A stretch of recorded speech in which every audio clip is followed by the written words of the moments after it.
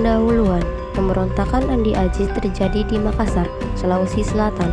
Peristiwa ini berlangsung di bawah kepemimpinan Andi Aziz, mantan perwira Koninklijke Nederlands Indisch Leger KNL, pada 5–15 April 1950.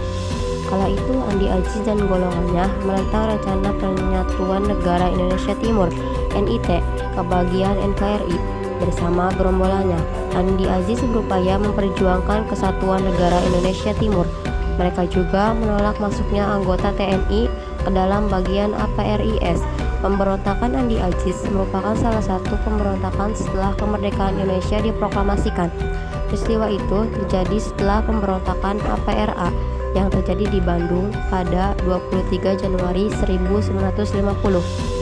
Latar belakang Indonesia yang merdeka pada 17 Agustus 1945 saat itu masih berbentuk federasi atau negara bagian, salah satunya yaitu NIT yang terbentuk pada Desember 1946, di mana wilayahnya terdiri dari Kepulauan Sunda Kecil, Bali dan sekitarnya, Maluku dan Sulawesi. Namun setelah konferensi Meja Bundar atau KMB pada 23 Agustus sampai 2 November 1949 di Den Haag, Indonesia menyatakan diri sebagai negara RIS yang terbagi menjadi 16 federasi. Hal ini dilakukan supaya diakui kedaulatannya oleh Belanda. Ternyata perjanjian dalam KMB merupakan akal-akalan Belanda untuk memecah belah Indonesia dan tetap mempertahankan jajahannya saat itu.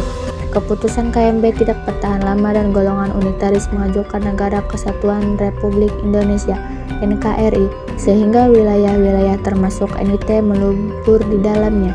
Intinya latar belakang pemberontakan Andi Aziz itu adalah penolakan Andi Aziz terhadap rencana penyatuan NIT ke dalam bagian Negara Kesatuan Republik Indonesia (NKRI).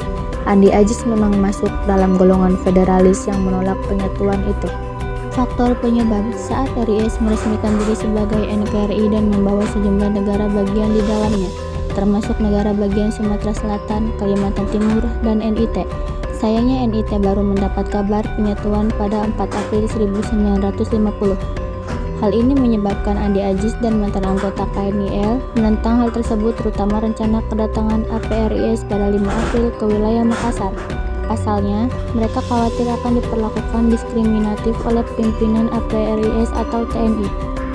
Tujuan pemberontakan Andi Aziz saat itu berupa menduduki sejumlah tempat dan sektor penting badan militer di wilayah Indonesia Timur.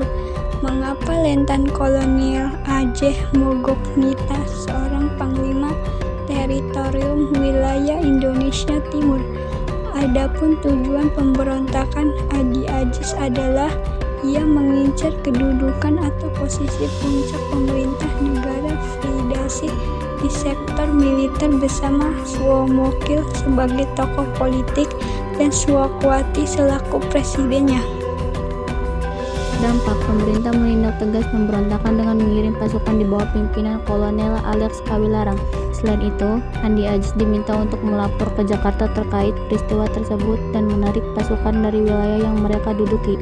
Pasukan Andi Aziz juga diminta untuk menyerahkan senjata dan membebaskan tawanan yang mereka tangkap saat itu. Beberapa tuntunan tersebut harus dipenuhi sebelum 4x24 hari. Namun Andi Aziz terlambat melapor dan pasukannya sudah terlanjur berontak. Dari Makassar, ia berangkat ke Jakarta dan langsung ditangkap. Andi Aziz pun mengakui terkait aksi yang dilakukan lahir dari rasa ketidakpuasan terhadap APRIS. Sementara pasukan pemberontak Andi Aziz akhirnya berhasil diatasi oleh tentara Indonesia yang dipimpin Kolonel Kawilarang.